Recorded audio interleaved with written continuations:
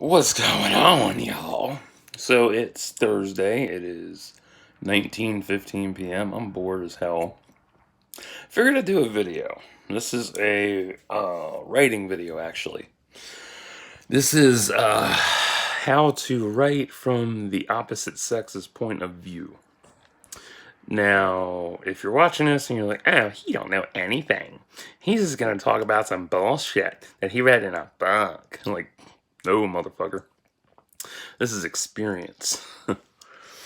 So, if you're a guy and you're trying to write from a woman's perspective, and it feels weird, yeah, that's normal. It's gonna feel weird because you're not used to it. You're so used to writing from the macho, man standpoint and whatnot. And this goes for women too. Like if you're writing from a dude's point of view, it's gonna feel awkward because you're basing most of what you know from your interactions with friends and your sex life and what you've seen on TV and movies, books, all that shit. The best way to do it is, first and foremost, you're going to write about from a woman's perspective. Listen to your female friends. Easiest advice ever. Like, ask them questions. Don't be so awkward about it. That's how you communicate, literally. It's easy as fuck to do. Because you will learn so much, I promise you. You will learn shit and know shit that you never thought was ever possible. For me, like, it took me a long time to actually get, a fully fleshed out character before. It really did. It took me a long time to really, open myself up that way with my writing. Like, I always wrote one-dimensional bitches and shit. Like, literally just, like, so devoted, never had any, depth to them or intricacy. They were just, paper bitches. They had no depth, nothing at all, just blah, blah, blah. Even, like, describing them was, like, so bland and shit. And it didn't come out correctly like I wanted it to. So, I had a bunch of female friends of mine, and, I sat there and I listened to them and I paid attention. Like, literally, that's all you got to do. You ask them a question, like, the more the merrier, because you'll get multiple points of view on this shit. You'll get multiple mindsets on it, how they feel, so on and so forth, and vice versa with your guy friends. Easy as hell. And whatever other gender you're friends with, Because I know there's a lot of different genders out there now. And, it's a lot to take in and it's a lot to accept and it's a lot to, understand. But, once you understand where they're coming from and how they became who they are today, it will help you understand how to better create a original character and whatnot. Yeah, you can use books as a good, go-to and whatnot. Just, be smart about it and really think about it. Like for me personally, I liked what helped me write. The one book series that helped me write erotica best was Anita Blake Vampire Hunter by Laurel K. Hamilton. Yeah, and Anne Rice. Definitely yeah, Anne Rice, Laurel K. Hamilton, Sidney Sheldon. There's somebody else that wrote erotica that I liked. I don't remember. I've read a lot of stuff and listened to a lot of stuff over the years, so yeah, it's hard to remember everything. But those three are like my top picks for that shit. And one of my favorite books that really, for me personally, set the layout for forward-thinking women, or a woman, was Blood and Chocolate by Annette Curtis Klaus. That's a damn good book. You might have heard of the movie. You might have seen the movie. The movie is a piece of shit. Read the book. Listen to the book. Actually, better yet, all the authors that I mentioned, listen to the audio versions. That is how you will truly understand how to get into the mindset and how they come off. Like me, I'm an audiophile, so I like audiobooks. And for me, audiobooks tell the story better versus sitting there turning the page, because there's no emotion in turning a page. If I'm sitting there listening to a narrator, I'm hooked and I'm absorbed into it. So when you're writing, I'll do a female perspective first. When you're writing from a woman's perspective, there is a lot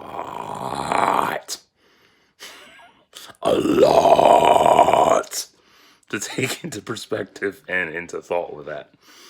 There is the likes and dislikes, and that is so vast and intricate. There is the sense of style, sense of fashion, sense of what else is there? Yeah, fashion and style are the biggest ones. And let's not forget the war paint, aka makeup. I call it war paint because it looks ridiculous. It's like you have the tribe of Maybelline versus the tribe of Revlon versus the encampment of New York Color. Versus the horde of L'Oreal and all that bullshit, and then the slaves of Sephora. I'm just making this up, but those are all brands and shit that they do use. And then, one of the other big things with style and fashion and writing a female character, not only because I'm, attention to detail. So, there's what they're wearing underneath, what they're wearing as an outfit, what deodorant are they wearing. Like if you're just trying to do a basic character, then you'd be like, okay, white shirt, red pants, whatever, shoes. But if you're like me and you're intricately detailed, go to any store, literally any store, Walmart, Target, Sephora, Bath and Body Works for sure. Go to all the girl stores, literally. If you're in a relationship and your girl wants you to come with her into Victoria's Secret or where the fuck ever to help her choose an outfit, go with her ass, literally. You will learn so much if you just talk and you ask her questions. Not that hard to do, dudes. It's easy as fuck. And it'll help you build, your character up. It'll help you write an original character that actually has all these intricacies attached. For me, like I do bra and underwear, I do pants, short skirt, capris, whatever the hell, Ankara, shoot, what type of footwear they have on. Are they wearing socks? Are they doing ankle socks, stockings, whatever the fuck? What else? Then there's tops, and that range of tops varies all the fucking time. Pajamas, etc. And then you get to their face. What are they wearing for makeup? There's so many types of makeup. There are so many choices to choose from. And when I get done with all that, then I'm like, okay, what kind of piercings do they have? Do they have earrings? Do they have navel? Do they have nose? Do they have nipples? Do they have their vag? Do they pierce their asshole? I guarantee you there's some bitch on this planet that has pierced her asshole to look sexy. I guarantee it. She probably did. And she's probably watching this and like, oh my God, how did you even know? Who told you? Nobody told anybody. It's a secret. Oh my God. Sorry, bitch. I blew it. Can't tell me shit. I will spoil it. Tongue piercing, eyebrow piercing. And then I even found out those piercings have actual names. Like, wow. So yeah, there's a lot. So you can go to your, tattoo, if you have tattoo friends and piercers, talk to them, find out different names. Um, what else is there? And then, what hairstyle do they have? Because, women have tons of fucking hairstyles. They'll have their natural look, they'll have their wigs, they'll have their, whatever else they have going on. They'll wear a ball cap with everything balled up underneath. I don't know. And then we get down to perfume. Now, you can find perfume every fucking where. Ask around, what's your favorite perfume that you like to wear? And so on and so forth. And you just go from there. And then you take all that and you can mix and match. If you don't know all the brands, write them down. Research. Check it out. Because, fun fact, some perfumes and colognes are allergic to people. People are allergic to some of them scents. And some of them actually break out on that shit or they stink like a motherfucker. It all depends on body chemistry and how their body's made up. Like what smells good on one dude might stink like a bitch on the other. And then, what else? How do they walk? It's all about, there's so many intricacies. There's mannerisms, there's how they talk, there's, eye contact. What else was there? How they decorate, what their room looks like and stuff, what their favorite color is, their favorite food, favorite drink, so on and so forth. And this applies to guys too, minus the makeup accoutrements and shit. Some guys they have a sense of how they dress as well. They'll have either multiple pairs of sneakers or multiple pairs of boots, multiple pairs of flip-flops. They'll wear shorts, they'll wear sweats, jeans, cutoffs, what else? Boxers, briefs, commando. Even women go commando sometimes. What else? Different types of socks, sometimes no socks. Shirt, wife beater, long sleeve, dress up. You get the point. And then, with them, they have and this is for both sexes too. A lot of them will have their own, face wash and shit. What they use to exfoliate with, so on and so forth. What do they bathe with? That kind of shit. But yeah, knowing all that, literally helps you become a better person. Knowledge-wise, it helps you. If you're writing about a woman who's pregnant, or you're writing about a woman who has huge tits, here's a little fun fact. If she's pregnant, do your research. Talk to moms who have had kids. That is the literally best fucking thing ever, because if you're going based on what you've seen in hentai, you are so fucking wrong. I am sorry to burst your bubble. That is not how pregnancy works. Oh my god. And if she has huge tits, they don't float. They give back pain.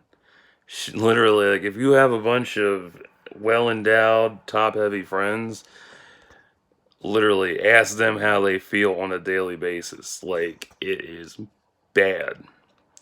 Bra straps dig into the shoulders, back pain, headaches,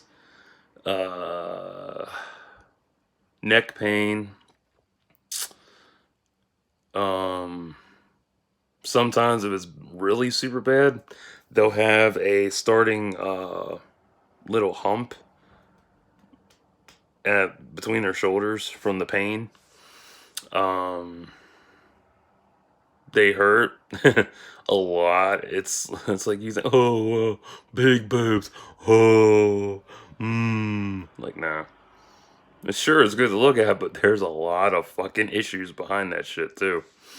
There's the sensitivity. There's the brawl straps breaking because they're bouncing and shit. So a lot of women will hold their chest so their brawl does not break. Underwire stabbings. Oh yeah. Um, trouble finding a damn brawl that fits as well. I mean, that's why they will keep so many old brawls because they fit so damn good. Whereas if they get a new one and they're bigger than double D or triple D, that shit is expensive. Oh yeah. So there's a lot to take into, there's a lot to absorb when writing about a female character.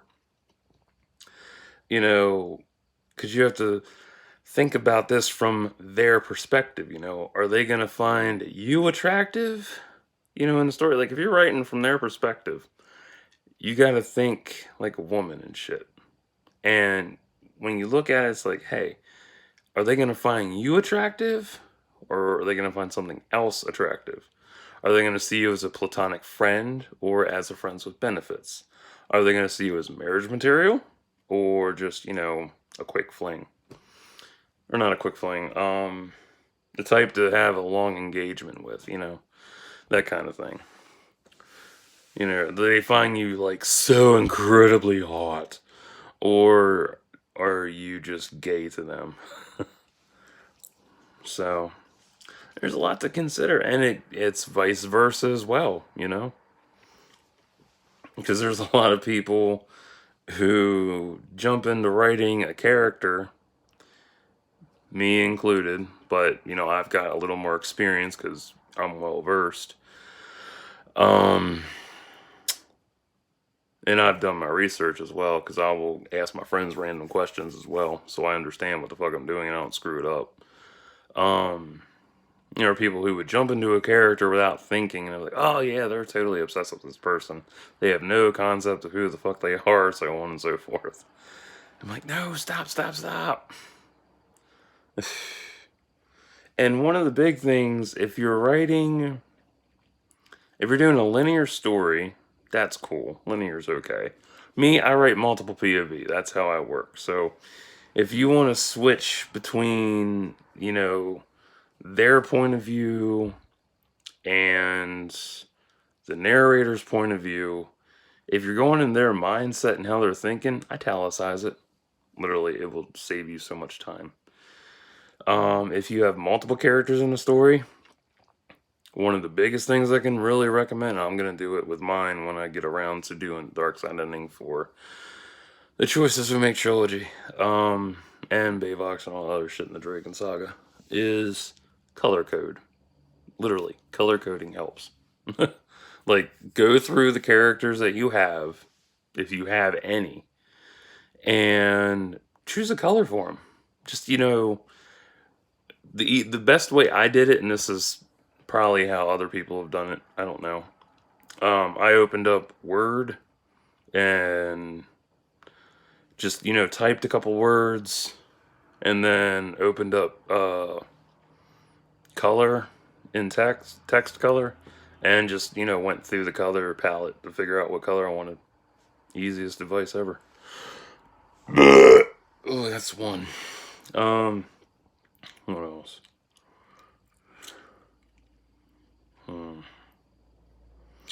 Also, finding out colors and shit is a good thing because colors actually have meanings behind them. Yeah, fun stuff. So you can take the meanings of colors and do research on that shit, apply it to your character's sense of fashion and style. Boom, you got layers. It's fun. Like, I learned that Pink is empowerment, and that's one of my favorite colors. So I'm like, yay, empowerment. So that was cool. Um, sometimes like finding out how they operate, you can choose how they operate, obviously. It's your character, but sometimes the character will breathe on a life of its own and run like hell. Sometimes it's good to just let it let them run like hell. Because that's fun. It's a lot of excitement because even if you're the type that you're really strict and you keep your characters on a fucking tight leash, I get that. I'm not the type to keep mine on a leash. I just let them run wild. It's more fun that way. You get better results letting something run wild than you do taming it. You tame it, it'll only respond to how you are. If you let it go, it's fun. You can even, if you're so involved in the story and you really get in depth with your character, sometimes you can even have random combos with your own fucking character. It's fun. It's exciting. You learn a lot that way. Sometimes you can even do some self-therapy if you're having a hard day. There's always, and the biggest things with writing your own character is, who, what, where, why, when, and how. Always have those by your side. Like, literally write it on a post-it note and tape it to your desk. If you tape it to your desk, you can sit there and be like, you look over it and you're like, okay. And then you break down barriers and shit with those. Because every one of those has layers to it. You can literally, for every one of those, you can add 5 questions to it. Easily 5 or more, depending on how you want to roll with it. I'm trying to remember a whole lot of stuff, and it's like,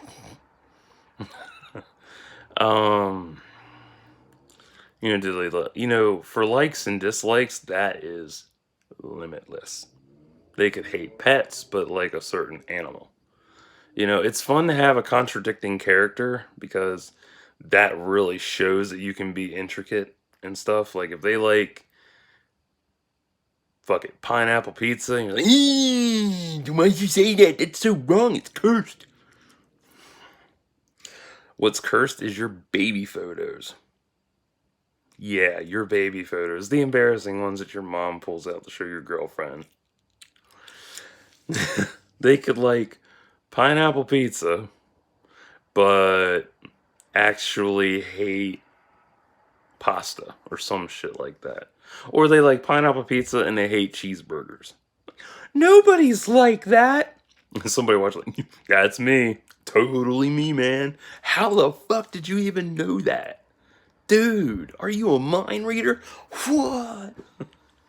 Or you have somebody who likes Coke, hates Pepsi, likes Pepsi, hates Coke. Or there's me. I mix both. That's wrong. That's so wrong.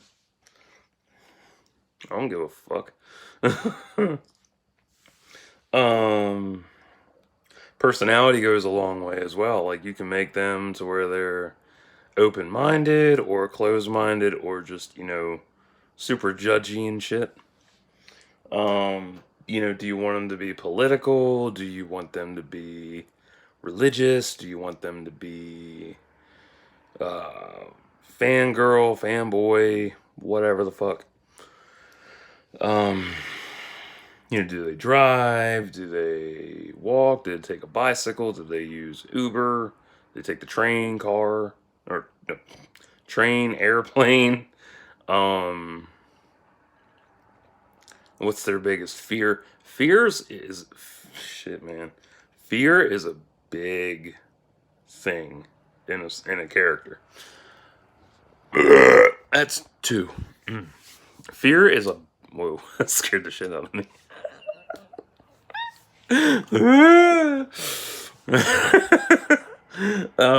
Yeah, fear is a big trait in a character.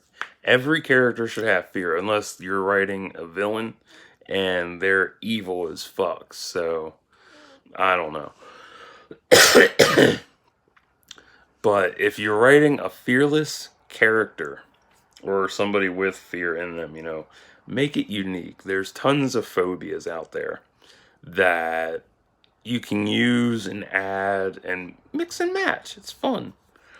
There's actually, what is that damn thing called?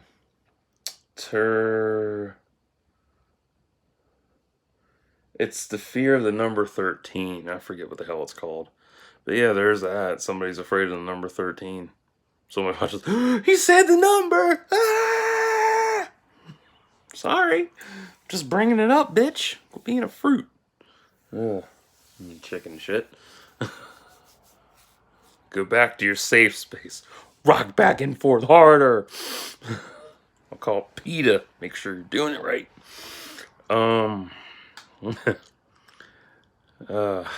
I think that about covers it for the most part. Oof. What's another big one? Grooming. Yeah, how do they groom themselves? So on and so forth. But like the biggest things I can recommend in summary, because everything I mentioned is really important. Don't go by what's in the movies.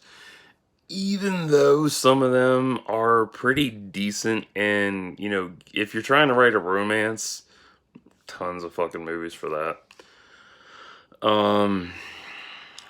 But you can make it an intricate romance too. Like there's different. I do that shit. It's fun and easy. What else?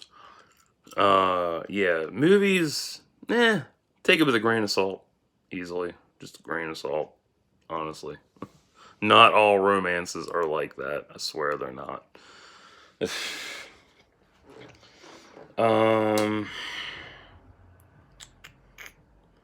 I had two other fucking things to say and I lost track of what they were.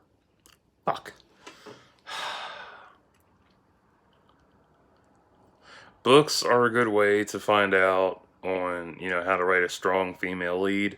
So you can always, go to your library or research that wherever. Although I highly recommend audiobook versions on that. When you find a one that interests you, really listen to it. Like seriously, listen to it. I'm not kidding. You will be, unless you have an issue where you can't sit still and listen to stuff, then read it. If you don't like to read, then you're shit out of luck.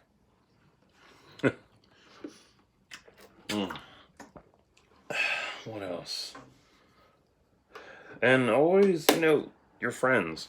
Easily, your friends. Talk to whoever. Ask if you're in school still, or whatever school you're in. Ask your teacher. Just talk to them. Ask them. Talk to your friends. Ask your friends about this kind of shit. They will help you out. Literally, ask family members. Don't be afraid to share your craft with somebody. Never be ashamed of that. Never be afraid to. The whole point of being a writer or an aspiring author is to embrace feedback, whether it's good or bad. The bad will help you grow to be better. The good will keep you going. That's the whole point of it. I mean, I get good constructive feedback, and I love that shit. Like, oh my God. Because I know I'm a hell of a writer, but there's still shit that I might do wrong. And, I like to know what I'm doing wrong so I can better myself. So, because shit, I used to be a bad fucking writer with words. Oh, man. Here's how bad I was. I couldn't spell happened. Damn, I'd spell it happened and did. Like, E-D-E-D. Happened and did. Also, my characters used to be one-dimensional. Real bad, like, cringe bad. Whereas now I have 10-dimensional characters with multiple intricacies laced into them. So, that's what I got. So, since this is going to be a long-ass video, I'm going to stop. And I'm going to upload this, and I'm going to watch some YouTube and chill for the night. So, I hope this helped you as a writer. I hope it inspired you to try something new. And, till next time. You got any other questions? Hit me up in the comments. I'll try to help you out if I can. So, till next time, like and subscribe for thoughts and prayers.